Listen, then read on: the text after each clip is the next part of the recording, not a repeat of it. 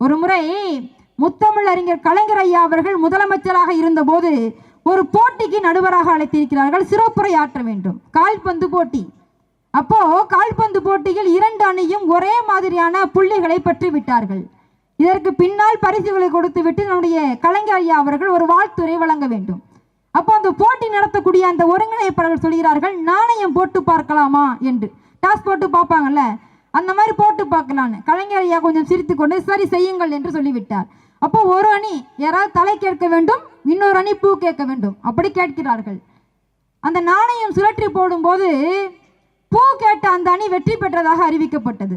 என்னுடைய தலைவர் முத்தமிழறிஞர் கலைஞர் எத்தனை தலைவர்கள் வந்தாலும் தமிழையும் தமிழ் மொழியையும் ஒருத்தரால் வீழ்த்தவே முடியாது என்று சொன்னால் முத்தமிழறிஞர் கலைஞர் ஒரு சான்று என்பதற்கு இந்த சம்பவம் ஒரு சான்று. உறவுகளே, மேடையில் ஏறுகிறார் ஒரு முதலமைச்சர். அவர் நினைத்திருந்தால் எது வேண்டுமானாலும் பேசிவிட்டு அந்த இடத்தை கடந்திருக்க கூடும். தலைவர் அவர்கள் இப்படி தொடங்குகிறார், நான் வருவதற்கு முன்னால் நாணயத்தை சுண்டி யார் வெற்றியாளர்கள் என்று அறிவித்தார்கள். பூ கேட்டவர்கள் வெற்றி பெற்றார்கள். அது சரிதானே? தலை கேட்பது நியாயமா? தலை கேட்பது நியாயமா? பூ கேட்பது தானே சரி. அப்போ பூ கேட்டவங்க தான் வெற்றியாளர்கள்னு சொன்னாராம். ஏன்னா ஒருத்தவங்க தலையை கேட்கறது எந்த அளவுக்கு சரி, பூ கேட்கறது தானே அது ஒரு சமரசம் இல்லையா, ஒரு அகிம்சை இல்லையா, ஒரு அமைதி இல்லையா? அப்படி பேசினாராம் மேடைகள்.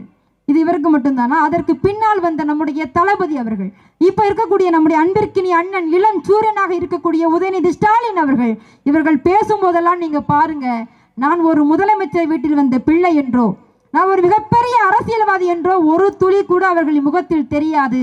ஏன் தெரியுமா? முத்தமிழறிஞர் கலைஞர் அவர்களின் வரலாற்று பக்கத்தை திருப்பி பாருங்கள்.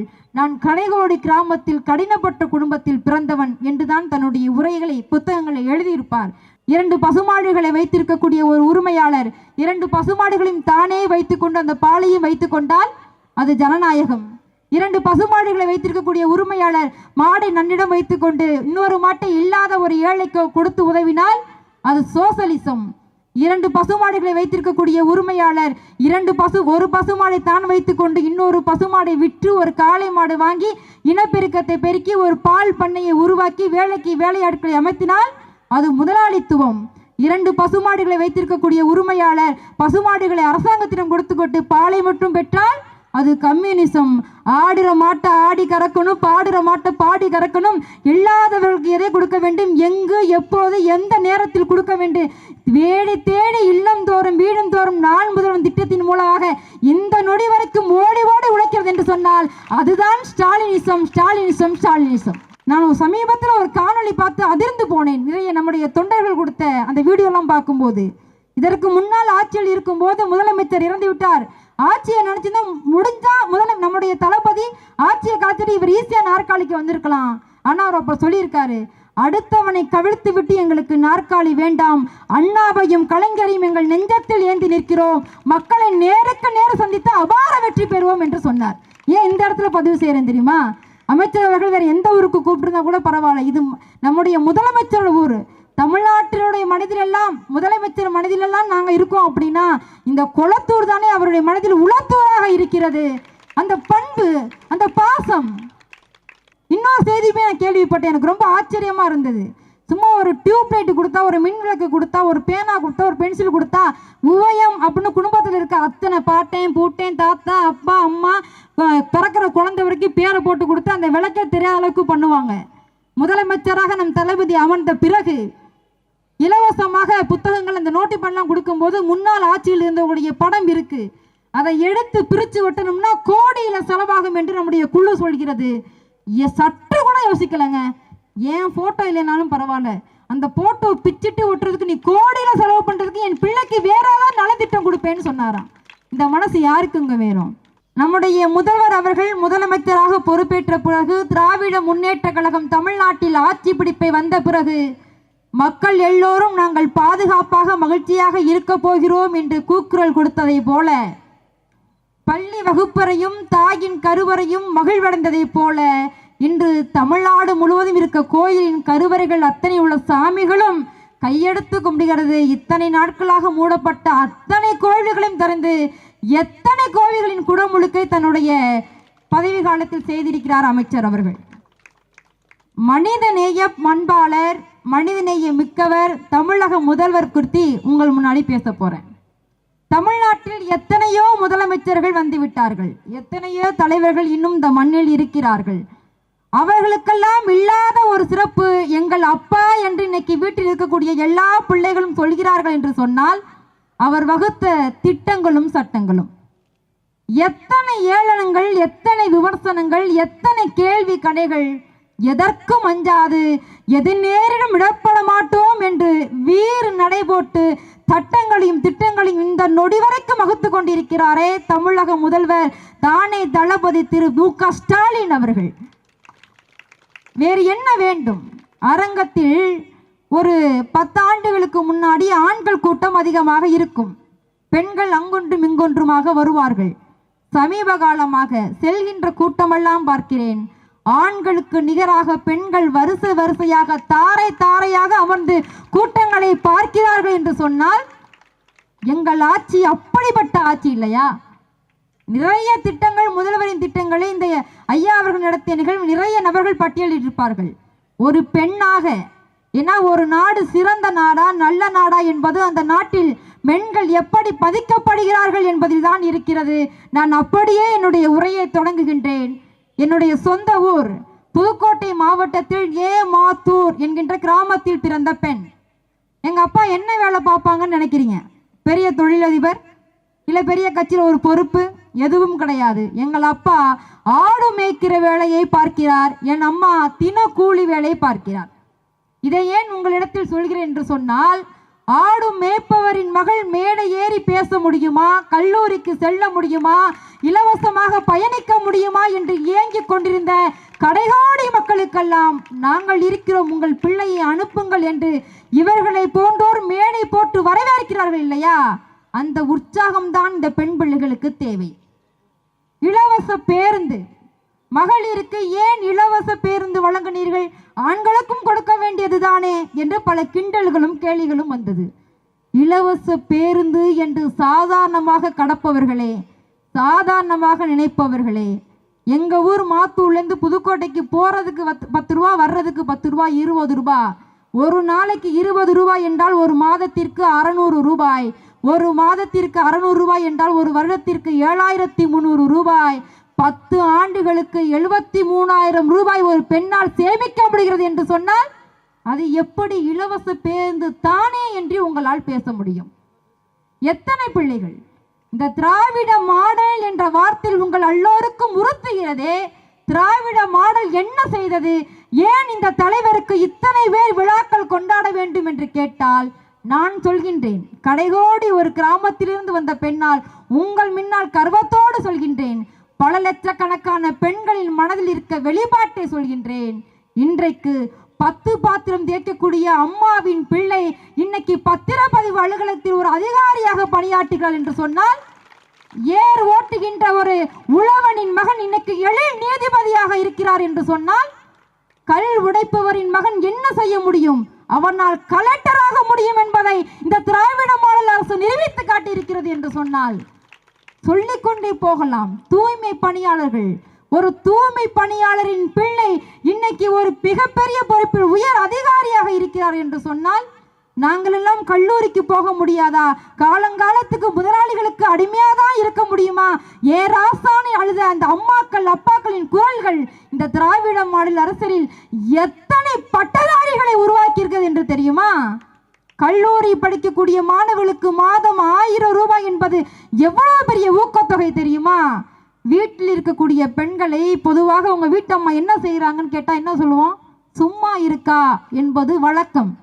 சும்மா இருக்கிறான்னா என்னங்க, காலையில எந்திரிச்சு 5 மணிக்கு எந்திரிச்சு வாசல் தெளிச்சு கோலம் போட்டு டீ வச்சு காஃபி வச்சு பிள்ளைய பள்ளியோடத்துக்கு அனுப்பி வீட்டுக்கார வேலைக்கு அனுப்பி துணி துவைச்சு சமைச்சு மத்தியானத்துக்கு சமைச்சு சாயங்காலம் வர்ற பிள்ளைகளை பார்த்து மறுபடியும் பிடிச்சதை செஞ்சு கொடுத்து நைட்டு பிடிச்சதெல்லாம் செஞ்சு கொடுத்துட்டு 5 மணிக்கு எந்திரிக்கிறோம், நைட்டு 12 மணிக்கு உறங்குவாள். அப்படி இருக்கக்கூடிய பெண்களுக்கு இந்த சமூகம் கொடுத்த பெயர் என்ன? சும்மா இருக்கிறார் என்கின்ற பெயர். என் தானே தளபதி வந்தார், மாதம் மாதம் பெண்களுக்கு ஊக்கத்தொகையாக 1000 ரூபாய் தருவோம் என்று அறிவித்தாரே, அந்த கணம் எங்கள் உழைப்புக்கு மரியாதை கிடைக்கவில்லையே என்று ஏங்கிய பெண் கூட்டத்திற்கெல்லாம் என் அப்பா ஒன்றை சாதித்து விட்டார் என்று எண்ண வைத்தாரா இல்லையா? ஏன் அவர் என்ன செய்து விட்டார்? சமீபத்தில் கூட என்னமோ அறிக்கை வரப்போகிறது என்று நிதிநிலை அறிக்கை பார்த்து வண்ணாந்து பார்த்து குறை சொல்வதற்கு ஒரு கூட்டம் தயாராக இருந்தது. நாங்கள் தமிழை தாங்கி பிடித்த கூட்டம். தமிழ் தாயின் தலைமகனாக இந்த நொடி வரைக்கும் எல்லார் இல்லங்களிலும் உள்ளங்களிலும் இருக்கக்கூடிய முத்தமிழறிஞர் கலைஞர்கள் வார்ப்புகள் என்பதை ரூ என்கின்ற ஒற்றை வார்த்தையில் நடுங்க வைத்தார் என்று சொன்னார். இன்று புரியாத மொழிகளில் கோவிலில் அர்ச்சனை செய்தவர்களெல்லாம் கிடையாது, அனைத்து ஜாதியினரும் அர்ச்சகலாம் என்கின்ற சமத்துவம், தமிழில் அர்ச்சனை என்கின்ற உயர்ந்து பிடித்த கொள்கை, எந்த பாகுபாடும் கிடையாதுங்க. நீ பெரியவன், நான் சின்னவன், அவன் பணம் வச்சிருக்கான், பணம் எதுவும் கிடையாது. திறமை இருந்தால் நீங்கள் முன்னேறலாம் என்பதற்கு இந்த திராவிட மாடல் அரசு மிகப்பெரிய சான்று. ஏன் சொல்கிறேன் தெரியுமா?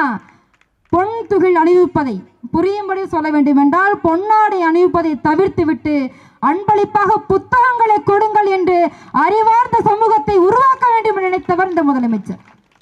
தனக்கு அன்பளிப்பாக வந்த 2 லட்சம் புத்தகங்களை நூலகத்திற்கு அன்பளிப்பாக கொடுத்தவர் இந்த முதலமைச்சர். சென்னையில் இருக்கக்கூடிய அண்ணா நூலகத்தை உலகம் போற்றக்கூடிய பெரிய நூலகமாக அறிவித்தார். மதுரையில் கலைஞர் நூலகம் என்கின்ற ஒரு பெரிய நூலகத்தை அமைத்திருக்கிறார். இந்த நாட்டில் பணமோ பொருளோ உங்களை உயர்த்தாது, கல்வியும் அறிவும் தான் உங்களை உயர்த்தும் என்பதற்கு தலைவர் அவர்களின் நூலக அமைப்பு ஒரு சான்று. திட்டங்கள் நிறைய திட்டுபவர்களுக்கு வாய்ஸ் கூசாமல் போய் சொல்லிக் கொண்டே இருக்கிறார்கள். படிப்பு எவ்வளவு பெரிய சக்தி தெரியுமா? அதை விட மழலை மொழி சிறந்தது. குழந்தைகளுக்காக இலவச அறுவை சிகிச்சை எத்தனை குழந்தைகளுக்கு தமிழ்நாடு முதலமைச்சரின் மூலமாக திட்டத்தின் கீழமாக உயிர் பிழைத்திருக்கிறார்கள் தெரியுமா? அவ்வளவே நலம் காக்கும் 48 என்கின்ற திட்டம். ஒரு விபத்து நடந்துருச்சுன்னா அடுத்த 48 மணி நேரத்தில் அருகாமையில் இருக்கக்கூடிய மருத்துவமனைக்கு நீங்கள் கொண்டு போய் சேர்த்தீர்கள் என்றால் முழு செலவையும் தன்னுடைய அரசாங்கம் சேர்க்கிறது என்கின்ற ஒரு திட்டம் வந்திருக்கிறது. புதுமை பெண் திட்டம் என்கின்ற ஒரு திட்டம். நீங்க பாரதி நிமிர்ந்த நன்னடை நேர்கொண்ட பார்வை நிலத்தில் யாருக்கும் வஞ்சா நடிகள் திமிர்ந்த ஞான செருக்கு, இதுதான் பாரதி கண்ட புதுமை பெண்ணும் பாரதி எழுதி வச்சுட்டு போயிட்டான். வார்த்தையால் இருந்த வரிகளை பெரியார் களத்தில் இறங்கி போராடி என்ன செய்ய வேண்டும் நினைத்தார் அந்த கொள்கையை பேரறிஞர் அண்ணா நெஞ்சில் எந்த கொள்கையை ஏந்தி தன் வாழ்நாள் முழுவதும் துடித்துக் கொண்டார். அந்த கொள்கையை முத்தமிழறிஞர் கலைஞர் தினம்தோறும் உச்சரிக்கின்ற அந்த பெண்மையை நீங்கள் விதவை என்று சொல்லாதீர்கள், கைம்பெண் என்று சொல்லுங்கள், அதிலாவது 2 பொட்டு வேண்டும் என்று முத்தமிழறிஞர் கலைஞர் அறிவித்தார். அதே இன்றைக்கு அவர் வழியில் வந்த என் அப்பா முதல்வர் அவர்களும் சொல்கிறார், மறுமணத்திற்காக கைம்பெண் மறுமணத்திற்கென்று நலத்திட்டங்களை கொடுக்கிறார். நிறைய புத்தகங்களை படித்தவளாக உங்களிடத்தில் சொல்கின்றேன். எத்தனை தலைவர்கள் உங்கள் முன்னால் குட்டி கதைகளையும் குட்டி ஸ்டோரிகளையும் குட்டி காரணம் விட்டு பேசினாலும் கூட ஒரு முறை இந்த தமிழுக்காகவும் தமிழ் வரலாற்றிற்காகவும் இந்த தலைவர்கள் என்ன செய்தார்கள் என்பதை நீங்கள் திரும்பி பார்க்க வேண்டும். ரொம்ப முக்கியமானது ஒண்ணுங்க, இன்னைக்கு சாப்பாடு. வள்ளலார் வாடின பயிரை கண்ட போதெல்லாம் வாடினேன் என்று சொன்னார் வள்ளலார். இன்றைக்கும் வடலூரில் அந்த அணையா நெருப்பு எரிந்து கொண்டேதான் இருக்கிறது. அதற்கு பின்னால் வந்த மணிமேகலை இலக்கியத்தில் கூட உணவு கொடுத்தார், உண்டி கொடுத்தார், உயிர் கொடுத்தார் என்று வரலாற்று பக்கத்தில் பேசப்பட்டது. நான் வள்ளலாரை வெறும் படத்தில் மட்டும்தான் பார்த்திருக்கிறேன். உறவுகளே, வாழும் வள்ளலராக என்றைக்கு மாணவர்களுக்கு காலை உணவு திட்டம் என்கின்ற ஒன்றை அறிவித்தாரே, அந்த கணம் இவர் வள்ளலாராக காட்சியளித்தார். யாருக்குங்க அந்த உணர்வு வரும்? சாப்பாடு கொடுக்கணும்னு மதிய உணவு கொடுத்தாலும் கூட காலையில வாடி வதங்கி நிறைய பிள்ளைகள் போறாங்க. நிறைய பள்ளிக்கூடங்களுக்கு பேச போகும்போது அவர்கள் முதலில் சொன்னது, தமிழக முதல்வர் அவர்கள் ஆட்சிக்கு வந்து எத்தனை திட்டங்கள் வகுத்தாலும் என் பிள்ளைக்கு காலை சாப்பாடு போட்டாரே, அந்த சாமி நல்லா இருக்குன்னு ஒரு ஏழை கையெடுத்து கும்பிடும் அந்த கணம். இதைவிட என்னங்க வேணும் மனிதனைய பண்பாளர் என்று சொல்வதற்கு? பெண்கள் அதிகமா இருக்கனால சொல்றேன். பொதுவாக அந்த சிறுநீர் கழிப்பதற்கு பாத்ரூம் போகணும்னா ஆண்கள்னா ஒரு மறைவு பார்த்து ஒரு ஓரத்தில் நின்று ஏதோ பண்ணிட்டு போயிடுவாங்க. ஆனால் ஒரு பொம்பளை பிள்ளையால் அதை பண்ண முடியாதுங்க. பேருந்தில் பயணப்பட்டாலும் காரில் பயணப்பட்டாலும் எங்கேயாவது சரியான டாய்லெட் இருக்கா, பாத்ரூம் இருக்கா, ஒரு நல்ல மறைவு இருக்கான்னு பார்த்து அதை அடக்கிக்கிட்டே போய் கஷ்டப்படக்கூடிய பிள்ளைகள் அத்தனை பேர் இருந்தாங்க. ஒரு அப்பாவால் மட்டும்தாங்க மகளுடைய கடினத்தை புரிந்து கொள்ள முடியும். என்னுடைய தானே தளபதி சொன்னார், தீஸ் டாய்லெட் என்கின்ற ரன்னிங் டாய்லெட் ஒன்றை அறிமுகப்படுத்தினாரே, அந்த கணம் அவர் அப்பாவாக உயர்ந்து விட்டாரா இல்லையா? என்னை மாதிரி கிராமப்புறங்களில் இருந்து சென்னை என்கின்ற பெருநகரத்திற்கு வந்து வேலை பார்க்கணும் அப்படின்னா தங்குவதற்கு இடம் தேவை. ஒரு கிராமத்தில் ஒரு பிள்ளை ஒரு பெருநகரத்தில் உடனே பாதுகாப்பாக இருந்துட முடியுமா? அந்த கணம் அவர் யோசித்திருக்கிறார் பாருங்க. தோழி என்கின்ற இலவச விடுதியை அறிமுகப்படுத்தினாரே, அந்த கணம் அவர் அப்பாவாக உயர்ந்து விட்டார். நிறைய கவிஞர்கள், ஏன்னா திரைப்படத்துறையிலிருந்து இன்னைக்கு மேடையில் அமர்ந்திருக்கிறதுனால நான் சொல்றேன், திரைப்படங்களில் பாடல்கள் வேண்டுமானாலும் மகளுக்காக பாடியிருந்தாலும் கூட, பெண் பிள்ளைகளுக்காக பாடினாலும் கூட, வாழுகின்ற தலைவர் நான் ஓட்டுக்காக பேசவில்லை, இந்த நாட்டுக்காக பேசுகிறேன் என்று சட்டங்களை வகுத்தாரே. உறவுகளே, பெண்களே, உங்கள் கையில் தான் வாக்குகள் இருக்கிறது. ஏன் தெரியுமா? இந்த நாடு நலம் பெற வேண்டும் என்று சொன்னால் பெண்கள் மகிழ்ச்சியாக இருக்க வேண்டும், குறிப்பாக பாதுகாப்பாக இருக்க வேண்டும். கூப்பிட்ட குரலுக்கு, ஏன் கொரோனா காலத்தில் பெற்ற பிள்ளை கூட வார்டுக்கு வந்து பார்க்கவில்லை, கட்டிய மனைவி வந்து பார்க்கவில்லை, உற்ற நண்பன் வந்து பார்க்கவில்லை, பக்கத்து வீட்டுக்காரன் வரவில்லை, பொண்ணு கொடுத்தவன் யாரும் வந்து பார்க்கவில்லை. உலக வரலாற்றிலே இந்தியாவிலே முதன் முறையாக கொரோனா அந்த உடையை அணிந்து கொண்டு ஒரு முதலமைச்சர் வார்டுக்கு சென்று நேரில் ஆறுதல் சொன்னார் என்று சொன்னால் அது தமிழ்நாட்டின் முதலமைச்சரால் மட்டும்தான் முடியும். அவருடைய திட்டங்களையும் அவர் செயல்பாடையும் பார்த்து இன்னைக்கு டெல்லி அதிர்ந்து கொண்டிருக்கிறது. உறவுகளே, நீங்க நம்ப மாட்டீங்க. பொதுவாக முதலமைச்சரா ரொம்ப நாள் கழிச்சு ஒரு நீண்ட நாள் கனவு நிறைவேறும் போது என்ன சொல்லுவோம்? தன்னுடைய பேரை சொல்லிட்டு போயிருப்பாங்க. யாருமே எதிர்பார்க்கல. எதிர்கட்சிகள், குட்டிகளை பேசுறவங்க யாரும் எதிர்பார்க்க முடியாது. முத்துவேல் கருணாநிதி ஸ்டாலின் என்று உரத்த குரலில் சொன்னாரே, எத்தனை நாள் கனவு நிறைவேறிக்கிறது உறவுகளே. இனியேனும் எது சரி, எது தவறு, யார் நல்லவர்கள், யார் கெட்டவர்கள், திரை மாகி உங்களை மறைத்தாலும் தரையில் இருக்கக்கூடிய நிஜங்களை பார்த்து நீங்கள் வாக்களிக்க வேண்டும். வெறுமன வசனங்களை மேடையில் பேசுபவர்கள்லாம் உங்களுக்கு உதவுவர்கள் அல்ல. வசனங்களை வாழ்க்கையாக மாற்றிக் கொடுப்பவர்கள் தான் நல்ல தலைவர்கள். பெண் பிள்ளைகளால், அம்மாக்களால், சகோதரிகளால் தான் நல்ல கணவனை, நல்ல பிள்ளையை, நல்ல சகோதரனை, நல்ல சமூகத்தை உருவாக்க முடியும். உங்களில் ஒருவராக இந்த இடத்தில் நின்று பதிவு செய்கிறேன். பெண்களுக்கான ஆட்சி, பெண்களின் பாதுகாப்பான ஆட்சி, கூப்பிட்ட குரலுக்கு பெண்களுக்கு உதவக்கூடிய ஆட்சி. நீங்கள் ஒரு கணம் நின்று யோசித்து தலைவருடைய திட்டங்களையும் சட்டங்களையும் திருப்பி பார்த்தால் 199% பெண்கள், மகளிர்கள், பெண் பிள்ளைகள், குழந்தைகள். அதன் பிறகுதான் பொதுவான திட்டமாக இருக்கும் என்று பார்க்கும்போது பெண்ணாக இந்த இடத்தில் கர்வம் கொள்கிறேன். பாரதியாரையும் பாரதிதாசன் எழுதின வரிகளையும், பெரியார் தடியெழு மூத்தர செட்டி ஏந்தி தடி ஏந்தி வீதிக்கு வீதி போராடின அந்த கொள்கைகளையும், முத்தமிழறிஞர் கலைஞர் முதலாக கையெழுத்திட்ட அந்த செயல்களையும் அனைத்தையும் தன் ஒற்றை நபராக துயராது, தூங்காது, அஞ்சாது, நிமிர்ந்த ஞானச்செருக்கோடு போராடக்கூடிய என்னுடைய தலைவர், எங்களுடைய அப்பா முதல்வர் ஸ்டாலின் அவர்கள்தான் செய்து கொண்டிருக்கிறார் என்கின்ற கர்வத்தோடு விடைபெறுகின்றேன். மழையால் கரைந்து விடுவதில்லை மலை, முகிலால் குறைந்து விடுவதில்லை கடல், கால மாற்றத்தால் சிறுத்து விடுவதில்லை சிலை, மண்ணில் மக்கினாலும் எத்தனை எத்தனை குட்டி கதைகள் இந்த மறுமுகத்திற்கு வந்து போனாலும் எங்கள் தலைவரை, எங்கள் தமிழை, எங்கள் தமிழ்நாட்டை திராவிட முன்னேற்ற கழகம் மட்டும்தான் ஆளும் என்கின்ற கர்வத்தோடு இத்தனை நேரம் அமைதி காத்து இளையவளின் பேச்சு கேட்டு ரசித்த அத்தனை தமிழ் உடன் பிறப்புகளுக்கும் உங்கள் கால் பணிந்த நன்றிகளோடு விடைபெறுகிறேன். நன்றி, வணக்கம்.